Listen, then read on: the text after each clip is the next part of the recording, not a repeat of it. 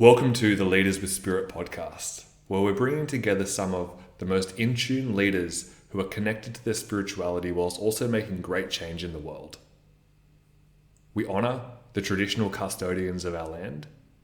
In Australia, that's the Aboriginal people, and across the world, all of our traditional societies have so much value to add in their culture, in their traditions, and in their wisdom. So we really want to pay our respects to all of the elders past, present, and emerging here today. Today, we have an epic podcast with Guy Newman. Guy was a former Olympian. He went to the 92 Barcelona Games representing Australia in water polo and actually took home an award a couple of years later for being the best water polo goalkeeper in the world. Guy's also had a long and illustrious career training some of the biggest companies in Australia on concepts like leadership, like time management, like memory, like how to really be the best version of themselves that people can be. He's also one of my greatest friends, and we've shared such a powerful journey together, including traversing the plant medicine worlds with some of our key experiences together being Ayahuasca ceremonies. And we speak a lot about that in this episode, which I think you'll enjoy. So sit back, relax, get comfortable, and enjoy this podcast with the great Guy Newman. Guy, welcome to the Leaders with Spirit podcast. Hey Pat, how are you? I'm well, mate. I'm well. Thanks for coming on this with me today. Thanks for the invite. Yeah, beautiful to have you here. As I've just shared with the listeners on the intro of the podcast, you're one of my favorite people in the world, and just so excited to be able to have this conversation and be able to share some of your wisdom with the world as well. Thank you, Pat, and thanks for the opportunity, mate. Pleasure. So I thought what we might do to guide people through your journey is you've lived a very interesting life. It's definitely not the same life that most people have lived. So I wanted to maybe share some of that journey from kind of start to finish, if that works for you. Yeah, for sure. Perfect. Where would you like me to start? All the way back to the start? Let's go all the way back. So, and I know some of this story already, obviously, friendship, but you were born in a very unusual, exotic location. Exotic, yeah. Let's go with that. Okay, so yeah, my dad was keen to visit exotic locations and travel the world with work. So I ended up being born. So I've got I'm one of three, and so we were all born in exotic locations. I was born in Kiribati, which used to be called the Gilbert and Ellice Islands until they got their independence, in a place called Bikinabu on Tarawa Atoll. And my younger brother was born in Lusaka in Africa, and my sister was born in Melbourne. She didn't get the exotic location. But yeah, after Dad finished his travels, we moved back to Melbourne, and that's where we did primary school, and out in Lilydale where they make the chickens. And then he announced to everyone that we were moving to another exotic location, Albury-Wodonga, on the border of New South Wales and Victoria. Yep. And so we moved up there, and that was when I was going into high school. And we had friends that lived in Albury and who were already in the circus that's there. And so my younger brother and I went into the circus instead of going on with Aussie rules. We ended up in a circus, and so I became a clown, Pat. Yeah, and let's say probably still are to a degree. Yeah, absolutely. Make a living from it. He's the corporate clown now. How was it growing up in such an exotic location, like in the middle of the ocean, in the middle of the Pacific Ocean? I didn't really grow up there. I was only there for a couple of years. I was born there, and then we came back when I was still a toddler. I don't have too many memories of Kiribati. I have memories of Africa, though. I remember being in a safari park and remember zebras and elephants and lots of water, which turns out to be Victoria Falls. That was my first ever childhood memory. Wow. Yeah. So, but the exotic locations are a distant memory now. So I was only a young fella before we came back to Australia. Yeah, nice, mate. Nice. And so then you're joining the circus, like Yep. Again, as a kid, it probably is a lot of kids' dreams. Like, did it feel like living the dream at that age, or did you? It did. Well, you didn't have to run away and join the circus, the flying fruit fly circus. I often joke with people. I often say I was in a circus. Have you heard of Cirque du Soleil? And they go, yeah. I said, well, it wasn't that one. It was a smaller children's circus in Albury. And what I loved about it the most was just being surrounded by 40, 50, 60 happy-go-lucky kids doing extraordinary things. And when I was 15, they asked me to be a trainer in the circus and teach the other kids. I think they chose me because they thought I was mature. I was just very shy. I didn't talk very much, but they equated that to maturity. And I think when I started to train the other kids and be one of the trainers, I think that's what I really fell in love with the, I guess, the skill of training and getting the opportunity to pass skills and knowledge onto other people, which I ended up making my career. So seeds were planted very young. Yeah, very early. I've been training since I was 15. Amazing. And do you recall that time? Like, was that a real natural thing that came to you, the training side of things? Or did you have to learn that as a kid?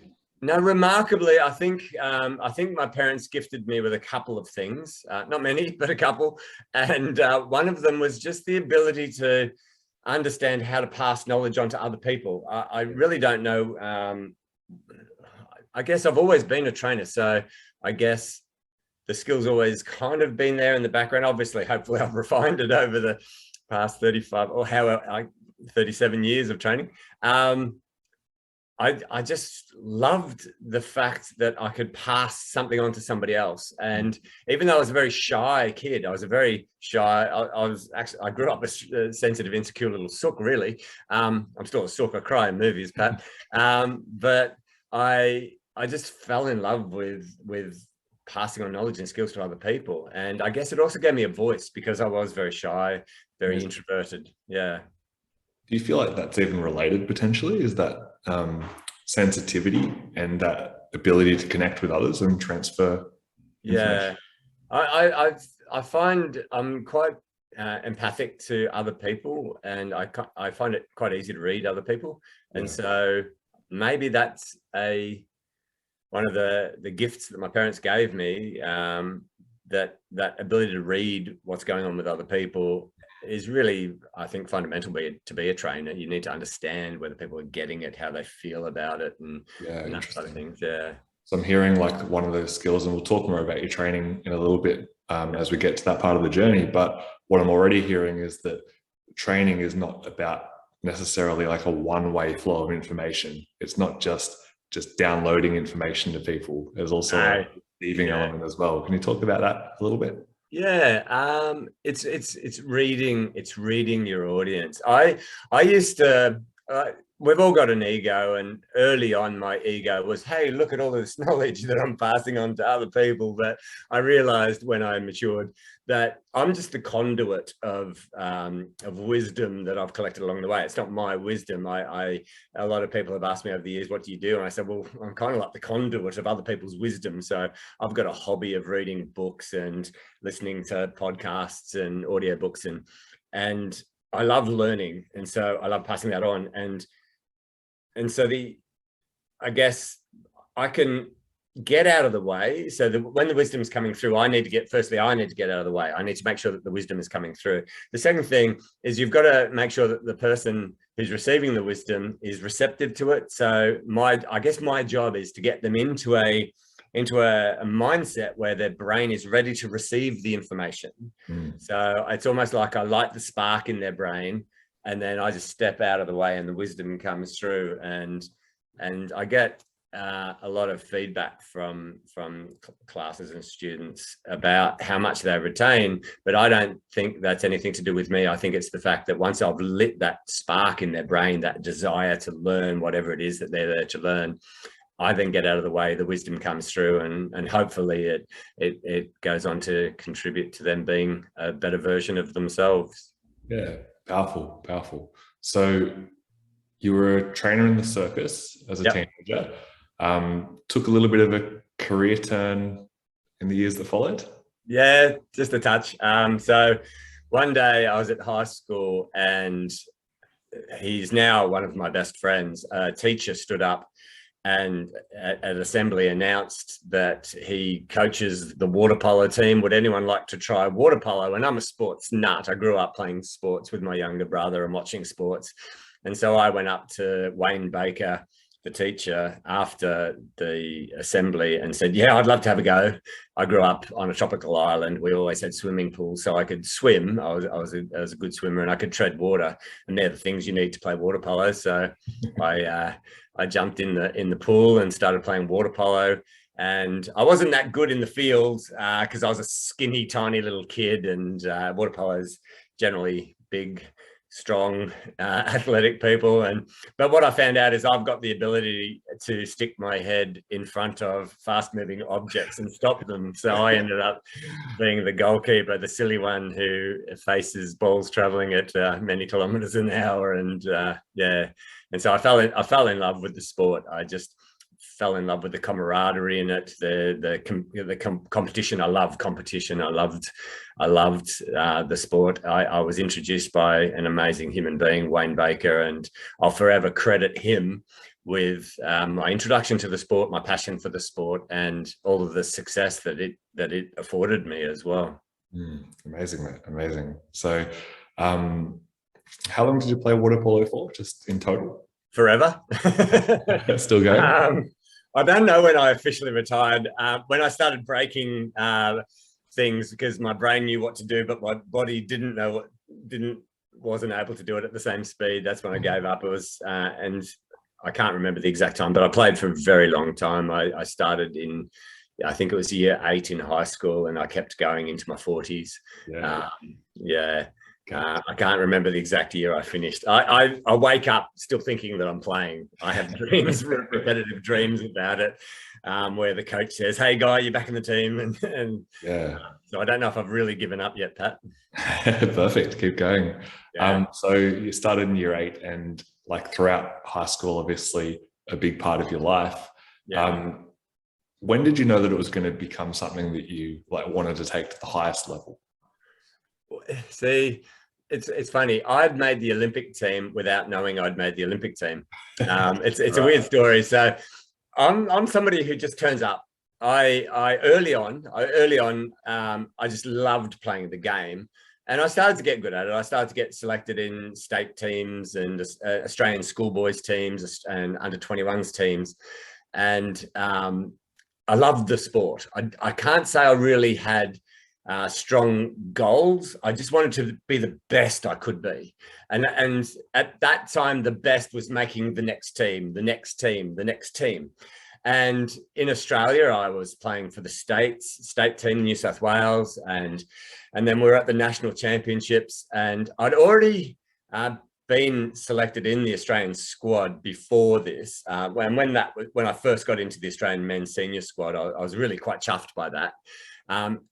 And we were at the national championships. We won. New South Wales won. We were very happy, and they announced the squad and the Australian squad. And we went into the room to talk to the coach. The team all went in there. The Australian squad went in there, I should say. And when we went in there, like I'm just milling around. I'd been in the squad before. And the captain, Chris Wybrow, he was the captain at the Barcelona Olympics that I ended up going to. He walked over to me and he said, "You don't even know what's just happened, do you?" I went, "What?" And he said, "Well, look around." I went, "What?" Because I'd been in the squad with him before. And he said, "There's only 2 goalkeepers in this room. You've just made the Olympic team." And wow. I could have fallen over. Yeah. So I often talk about setting goals and wanting to be your best. And I was competing against other people, but I was really competing against myself. I just wanted to be the best I could be. And because of that, and yeah, I guess I compared myself against all of the other goalkeepers. I got there without knowing I got there. Yeah. And I've reflected on it many times. I guess deep down, I did have the goal to go to the Olympics. I did have the goal to be the best in the world. I did have those goals, but they weren't the driving factor behind my sport. The driving factor was I've always wanted to be my best self, the best version of me. Yeah. And if that means working harder than the next guy, because you need some sort of comparison, it was really, though, every day I was trying to work harder than the person I was the day before. Yeah, interesting. Where do you think that drives come from? Yeah. Where does it come from? I think shyness. I think the sensitivity I had as a young man. I wanted something that made me stand out. I guess everybody, when they're young, craves attention, and I guess that was the way I got it. Yeah. I guess because I see it in you in so many other ways as well, like always wanting to be the best father you can be, always wanting to be the best friend you can be. Like it's a real thank you, man. obvious part of your personality, but it's a beautiful way you've channeled it as well. Not just about getting superior to other people. It's about you just living your best life. Yeah. There was a lot about me I didn't like when I was young. I didn't like being shy. I didn't like being sensitive. I felt awkward. And because I was so reserved and shy as a kid, you don't get much exposure to interactions with other people because you're always hiding, I guess. And I didn't like that. I didn't like being shy. I didn't like being sensitive. So I thought, work on me, just keep working on me. And I think, that's kind of the pattern that I've always lived by. Become a better version of me, learn from every situation I've been exposed to, and hopefully the end result is I end up someone, I was just about to say the end result is someone that I admire or I like or I love, but I got there thanks to your help actually as well during our coaching sessions. I finally got to the point where I can say, hand on my heart, I like me. Beautiful. You know? About time, mate. Everyone else has been there for a while. So that's a beautiful thing. So I mean, like, I've never been to the Olympics. It's something that I'm very curious about. Something it's one of those peak experiences that a lot of people get to witness from the outside, but only a very select few people get to actually experience what it's like to be there. What can you tell us about the actual experience of competing in the Olympics? It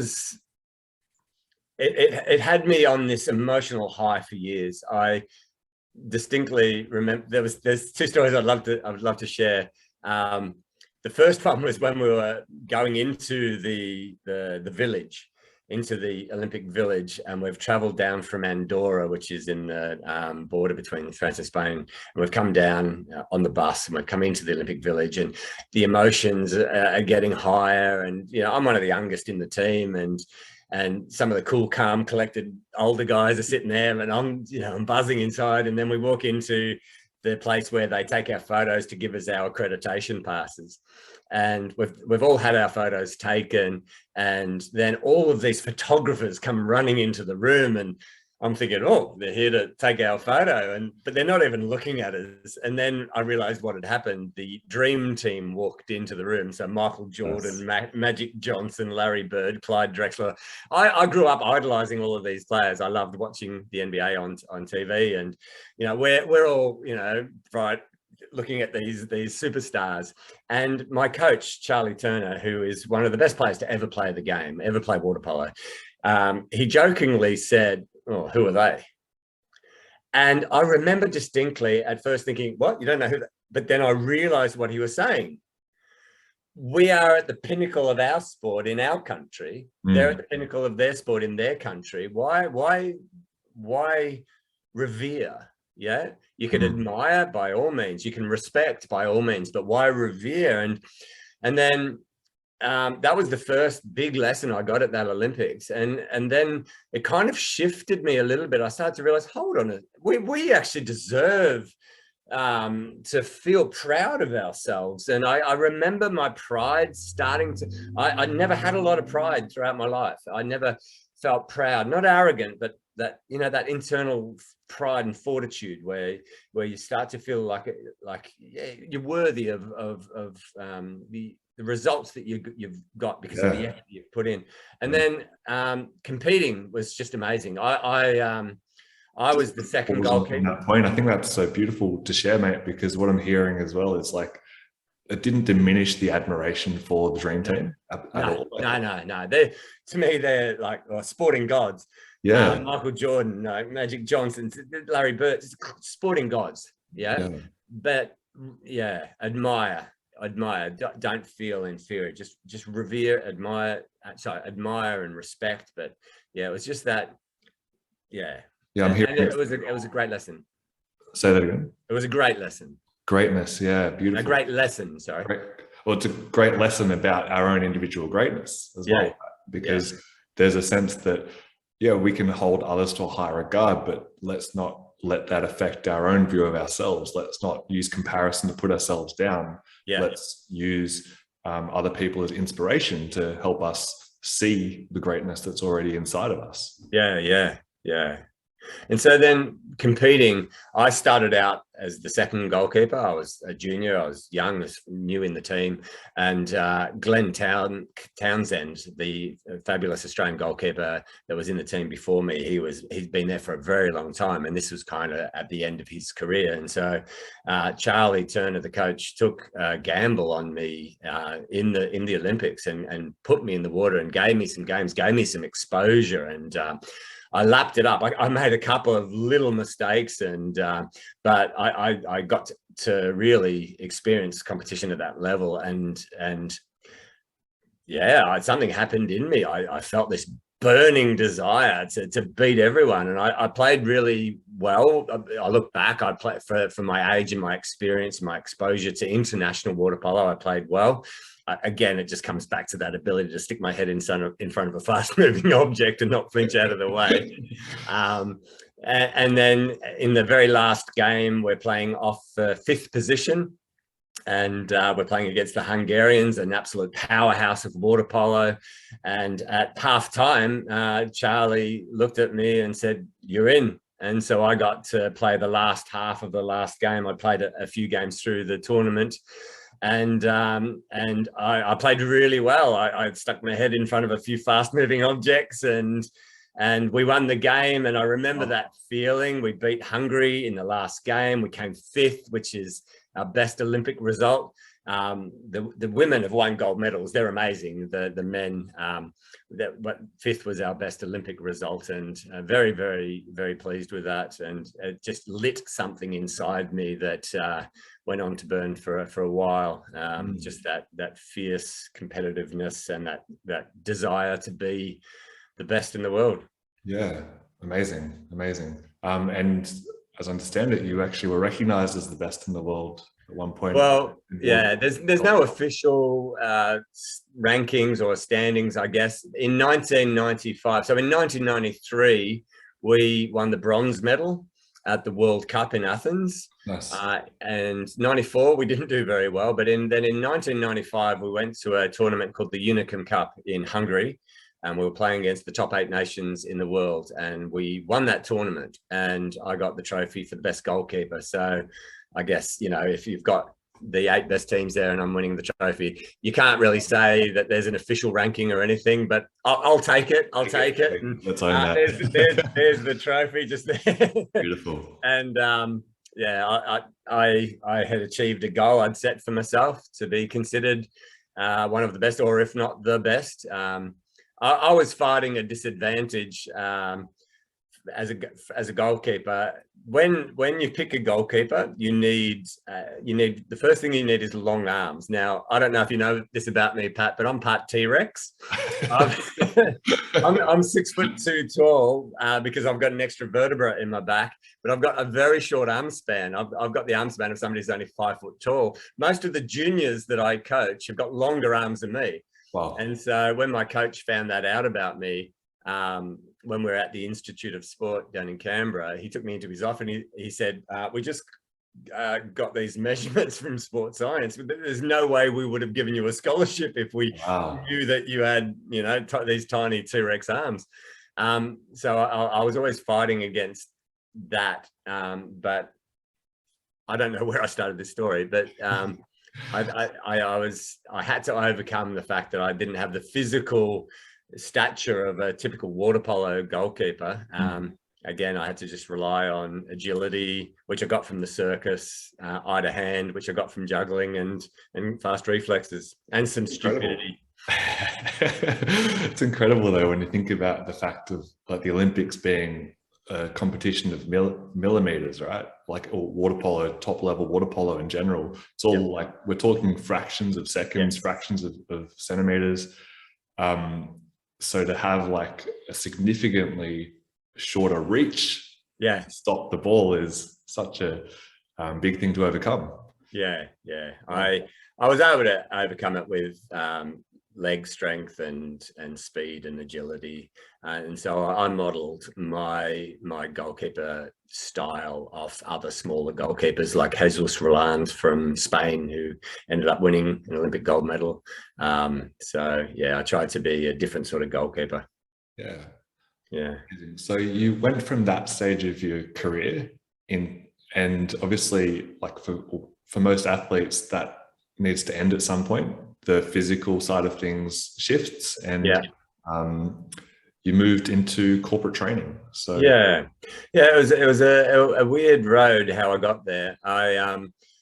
I started to get injured. I had shoulder reconstructions. I had all sorts of since the circus, I've had a recurring lower back problem, which just goes in and out without, you can just go out and then I can barely walk. I haven't had it for many years because luckily I've been able to look after it. But eventually my body said, that's enough. That's enough. And funnily enough, after I retired from the Australian team, I started to play better. I don't know what happened, but I was playing better for my club team here in Sydney, Balmain. So around the same time as playing sport, when you're at the Australian Institute of Sport, you have to work or go to school. You can't just be a sports bum. And so I did quite a few different subjects, and studied a variety of things because I'm quite interested in lots of different topics. And I started out training people in IT. I did an IT qualification because I was offered a scholarship, and I say yes to everything that's offered to me. And I started teaching IT. And then one day I realized I love teaching IT. I loved teaching it, but I'm more fascinated in humans than ones and zeros and computers. So I started to write training courses aimed at helping people become their better selves. So whether it be improve their memory or time management or whatever, because I had a hobby of reading all of these self-development books. So I started to write these workshops. I was working with a company where we did computer training, but then I pivoted it across to professional development training. And then I thought, well, I've learned all of these incredibly valuable lessons from sport and from these books.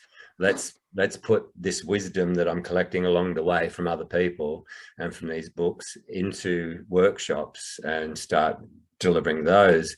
And the same fire that was lit in me when I was playing sport, when I started to play water polo all those years ago, when Wayne Baker asked me to come and try out, the same fire was lit in me the first time I ran what I call a people course. So I was running computer courses, but these were people courses.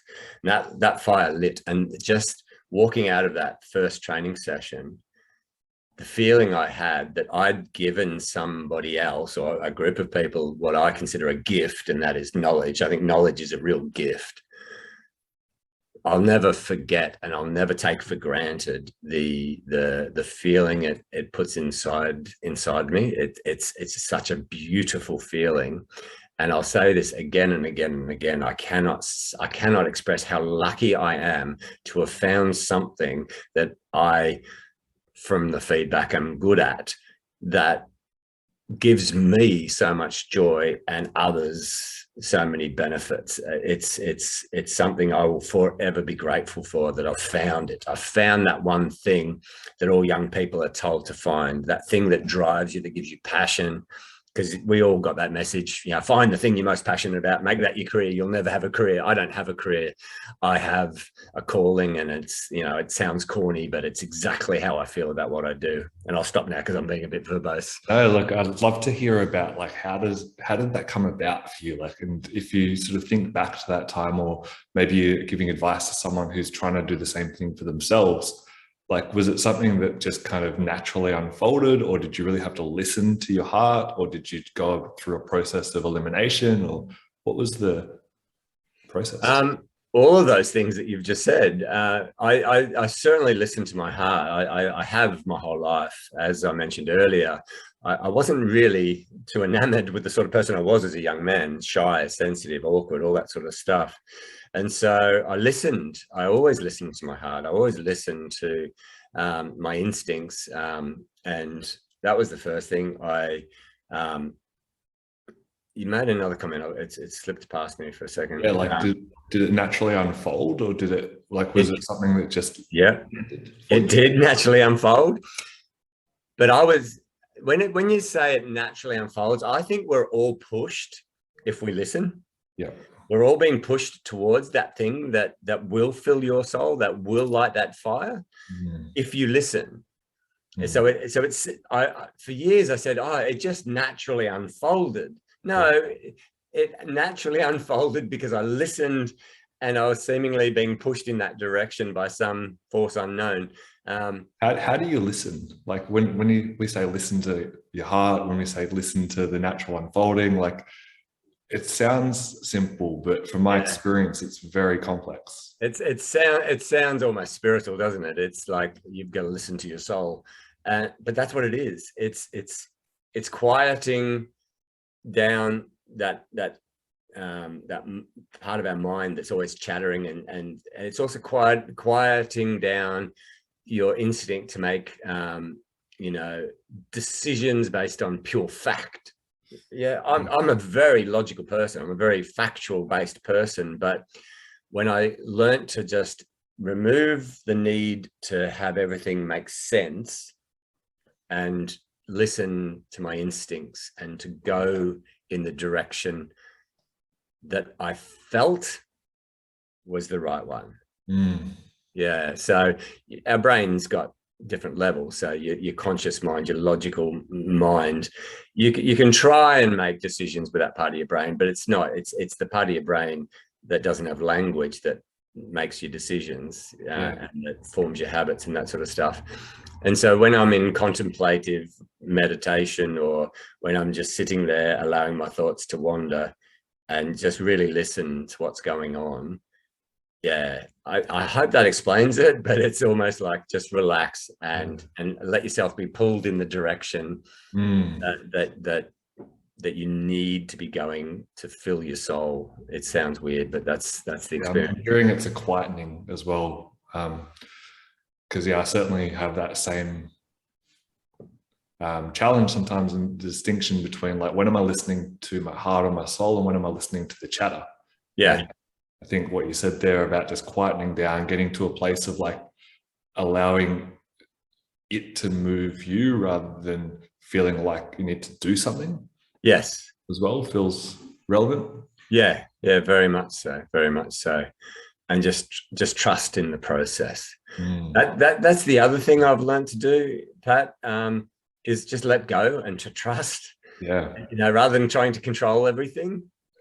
Just accept what is, accept the flow, accept where it's taking you, accept what's happening, and trust. And as long as you're working from the right values and ethics and morals, and if your moral compass is there, and you're just present, you will end up going in the direction you need to go. Beautiful. So when you talk about letting go, trusting, all of these things, it just makes me think a lot about one of the main experiences we've had together, which has been such a powerful deepening for both of us in our own spiritual practice and in our own sense of connection to life and to other people, which is ayahuasca. Yes. And this is something that some people will have heard of, some people won't have. But basically, this is a traditional medicine from the Amazonian jungle that tribes there have used for thousands of years for all sorts of illnesses, both physical and psychological. And it's something that has been used in the modern world to really help people connect to their sense of purpose, their sense of meaning in life, and the sense of connection to everything around us. Yes. So in terms of our experience with that, Yeah. you're actually the person who introduced me to this beautiful medicine. So I'm so grateful for that, amongst many things. Pleasure. Um, what lessons have you gained from your time with this plant? Yeah. So my journey, and everyone who's done it always says that they were called to it. It calls you.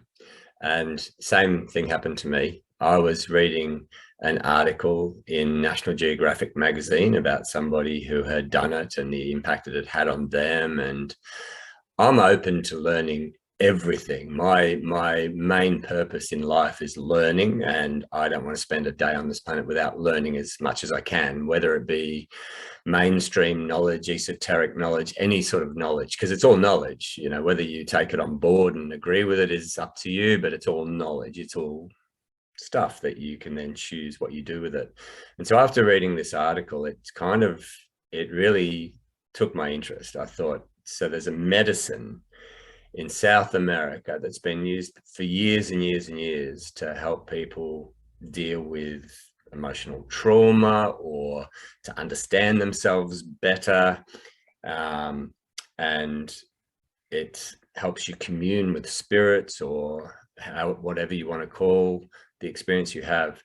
And so, being a very scientific minded person all my life, I didn't grow up with a religion. I love all the religions, especially the fact that they all share the main message of do unto others and all of that.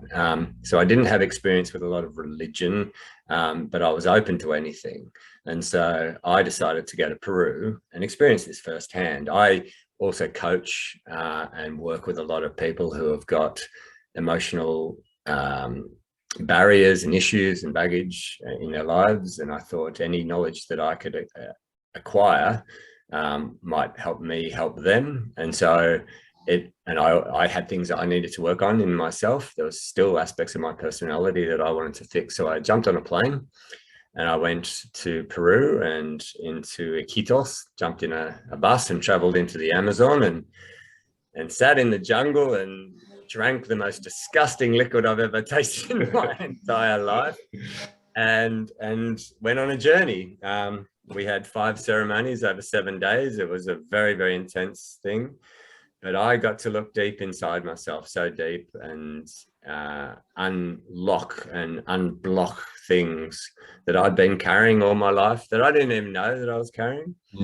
And it connected me closer to nature. I see trees differently now. I see nature differently now. I see my experience with being part of nature very differently. I was able to go deep inside me and understand myself a lot better, understand what had been holding me back. And that was the start of my journey, I guess, what we've called our spiritual journeys, I guess.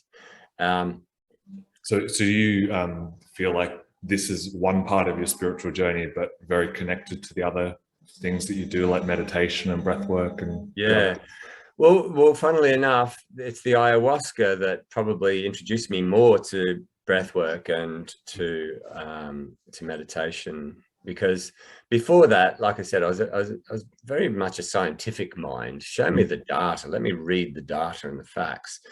And I'd tried meditation, but it didn't seem to work. But I saw it when I was a young person. I saw it mainly for hippies, and now, I see it as such the most beneficial activity that anyone could do.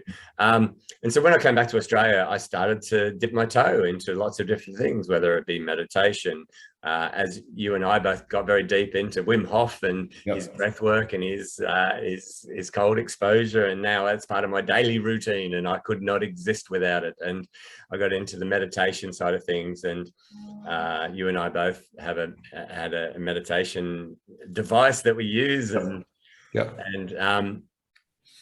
in doing this, I've really, really got to know me. I've got to know who I am. I've got to know what I'm about. I got to unblock the things about me that I didn't like, that needed to go. And are there any specific examples that you can give on some of that, just to help us understand like how this works. And like for me personally, there's been times where I've like really had this sense of people pleasing into the world and really needing to like do everything for everyone else. And on the medicine, I've seen that kind of physically in my body get all drawn together, drawn up into like a real like little ball, and then expelled out of my system. And then I've walked away from that with a real sense of lightness, that that's no longer something I need to continue carrying. When you talk about like letting go of some of these old parts of yourself and then actually connecting more to the sense of you, love to hear about like anything specific that's come up. I've had a similar experience with the people pleasing side of things. I've had this overwhelming desire all throughout my life to get people to like me. And so I've wanted everyone to like me. So therefore I was the people pleaser who said yes to everyone and anything. As a result, you become a bit of a pushover. People cross boundaries that you should be setting. And I had a similar experience where, probably not in the same way that yours manifested, but I've learned that my people pleasing came from two places. I wanted them to like me, but I also wanted me to like me. And I thought if people liked me, then I could like me. But no. I don't need people to like me in order to me to like me. I now like me. I like who I've become. I like the person I am. I like the way I treat people. I like my fairness. I like my compassion and love. And I can now love everyone because I've learned to love myself through the ayahuasca experience, and also through our journey together. You're coaching me now, and I love what you've helped me achieve. I've now got firm boundaries of what is acceptable behavior towards me, what is acceptable things that I will allow into my life. I'm passing so many of these lessons on to my 9-year-old Jasper. He's loving learning these lessons as well. In fact, every night when he goes to bed, we have dad chats, and dad chats are passing on this stuff that I'm now very, very fortunate to have learned as well. So I've gone away from being a people pleaser to I love everyone. I accept everyone. Everyone's allowed to be who they are, but that comes from the fact that I've learned to like me. I don't need other people to like me in order to like me. And that was always the drive in ayahuasca, and the spiritual journey that I went through has allowed me to do that. I can be proud of me without needing others to. Yeah, beautiful. So thank you for sharing that story. Like, such a incredible journey that you've been on, and I'm very grateful to have been able to share some of it with you along the way as well. So this podcast is called Leaders with Spirit. You have done a lot of leadership training to some of Australia's biggest companies. What lessons on leadership would you like to share with me, with the people listening to this? I start every leadership workshop I run with, who would you prefer to work for, a leader or a manager? And 95% of people say leader, 5% of people say manager. And when I dig deeper, the 5% of people who say manager had a manager who was a great leader. So it's 100%. 100% of people want to work for a leader. And so then I dig deep into what is the difference between leadership and management. And ultimately, a leader is somebody that you follow by choice. A manager is somebody you have to work for because they've got an authority over you. And so we talk about in the leadership workshops how to become the sort of person other people would be inspired to follow. How do you become the sort of person that inspires people that are going to follow you? So if you're in a management position, you want to be a leader. You don't want to just use your authority.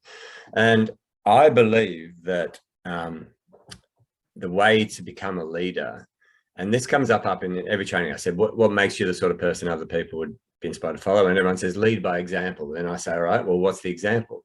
And they can't answer me. But what they're effectively saying when they say lead by example is you follow people who you want to be more like, because you see in them character traits that you would like in yourself. So you see somebody being confident and not afraid of judgment. You see somebody who is appreciative, of others, and is open and respectful. There's dozens of traits that make you a leader.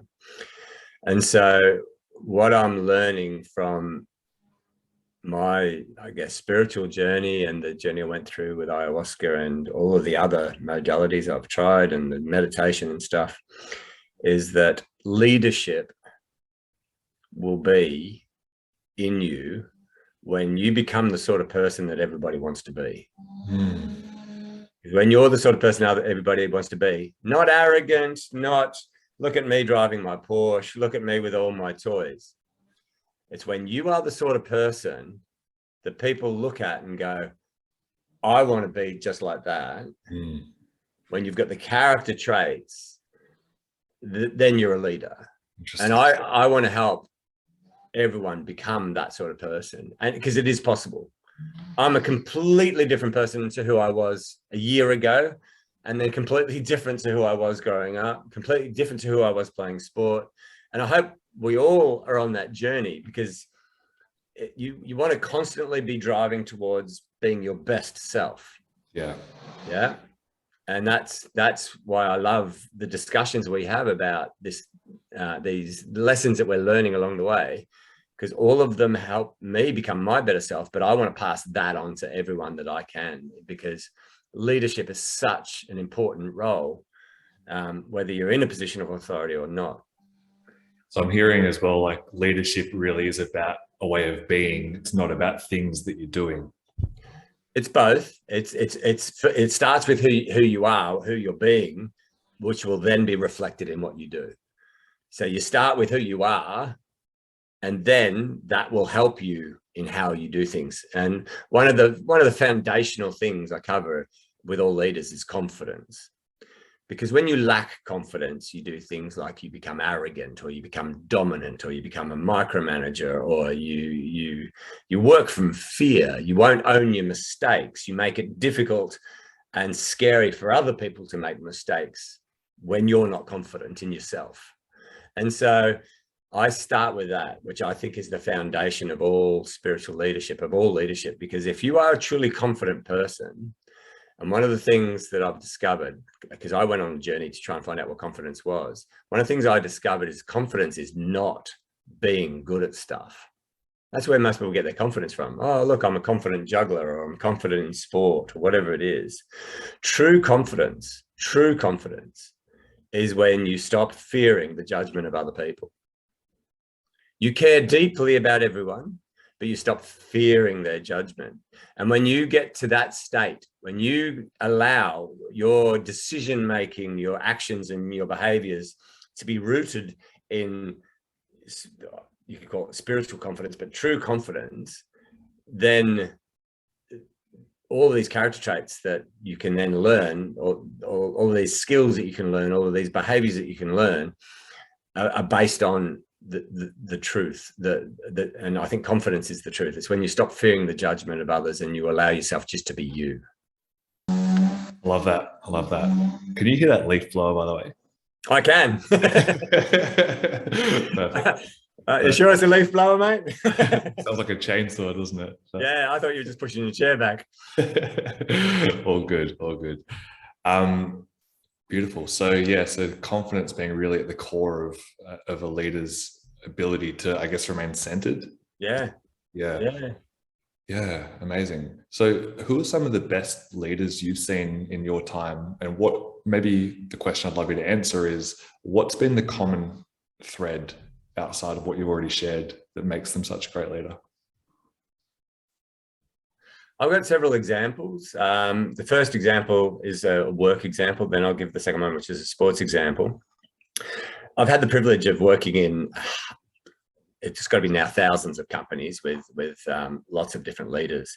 And one in particular, who I think I've introduced you to in the past, Peter All. I see him as a fantastic leader, because his overwhelming drive is to serve his team. Yep. And so he sees himself as solving problems for his team. Rather, he doesn't walk around going, I have 10 people that work for me. You know, he's got a lot more. He had a lot more than that working for him, but his mind constantly works to fix problems for other people. Yeah. Right. That's that's one example of great leadership that I've seen. Another example of great leadership is somebody I played water polo with, Nathan Thomas. I remember when we used to travel overseas in the Australian team, we had this culture of oldies versus youngies. And so the youngies would carry all of the shit around Europe. We'd carry balls and caps and massage tables and lots of stuff. And I remember when I'd become an oldie and Nathan had become an oldie as well, and we're standing there in Italy, and I'm just drying myself off after a game against the Italians and just happy that I don't have to carry stuff around Europe. And Nathan, he wasn't responsible for doing this. He walked over and just grabbed the bag of balls and threw them over his shoulder. And the young kid who's responsible for this said, "Oh, I'll get them." And Nathan just said, "Oh, you've got enough." And he walked off. The next day he grabbed the balls and he grabbed something else. And in that moment, I realized, hold on a second, Nathan's doing the right thing. He's showing people the right thing to do. He's actually changing the culture of our team and our squad by showing people how to lead. He wasn't the leader. He wasn't the captain. He eventually became the captain, eventually became one of the best players in the world.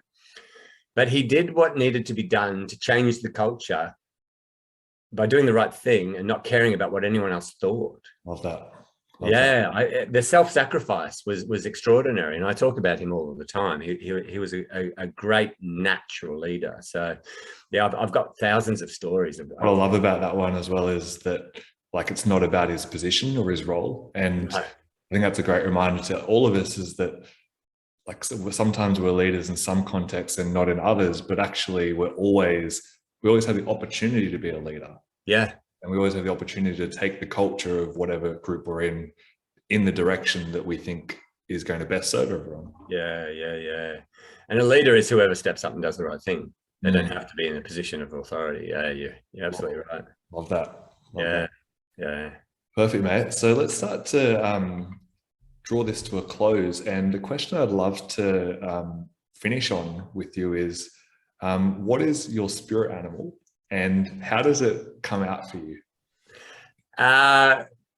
It's a wolf, and it's there to help me with those boundaries that I told you about earlier, to say to people, no, that's not acceptable. No, the way you're treating that person, I don't accept. No, the way you're treating me, I won't accept. And it's, something that an experience I had in Peru. And but since that, I've been introduced to many spirit animals. I've got an affinity with dogs. I just don't know where this came from. My next door neighbor had a rescue, half German Shepherd, half Corgi, that nobody could go near. This dog wouldn't go near anyone, but it would sit at my leg and actually lick the salt off the side of my leg for some reason. And they would look at me and go, he doesn't like anyone, but he's got an affinity to you. And so I think the wolf is my spirit animal. But I'm open to having as many as will come to me. Powerful. Thank you, guys. So I just want to take this moment to really honor you as well. I want to honor you as the man that you are. I want to honor you as the friend that you've been to me over the decade plus we've known each other. I want to honor you for the friend that you are to everyone that I see you interact with over your life. I want to honor you as the conduit of wisdom that is actually planting seeds of knowledge and seeds of growth in so many people, and the ripple effect that's having for hundreds of thousands of people around the world is just incredible. And I also want to honor you as a father and as a family figure. You're one of the most generous, most loving, caring, compassionate, just beautiful people that I've ever had the opportunity to meet. So I really wanted to honor you publicly. Thank you. I'm blessed to have had the opportunity to meet you on my journey and consider you an extraordinary and beautiful friend. I cherish the fact that we got to meet, and all of the gifts and friendship and advice and wisdom you've passed on to me. So a big part of who I am now is because of you as well. So thank you so much. Really appreciate that, Matt. Pleasure. So what's next for you, mate? So what? Any big projects coming up? Anything that you want people to know about? Just going to continue what I'm doing. I do keynote speaking at conferences. So now that COVID is starting to, let us go back to normal, I'm back on stages. I was in Adelaide a couple of weeks ago at the PACE conference, and I'm looking forward to a few other conferences this year where I get to do a keynote and tell my story. I have got fantastic clients who are now putting me back into classrooms, training leadership and time management and the 30 or 40 other courses that I run. Just continuing doing what I'm doing, Pat. I'm blessed to do what I love, and I love the fact that I get to keep doing it. Amazing. And if people want to reach out and connect in some way, just definitely encourage anyone to reach out to either of us on social media. And if you've got any questions, if you just want to have a chat, always feel free to reach out. Where can people reach you, Guy? Okay, I've got two websites. So my professional development company is called New Memory, so www.newmemory.com.au, and my keynote speaking website is guynewman.com.au.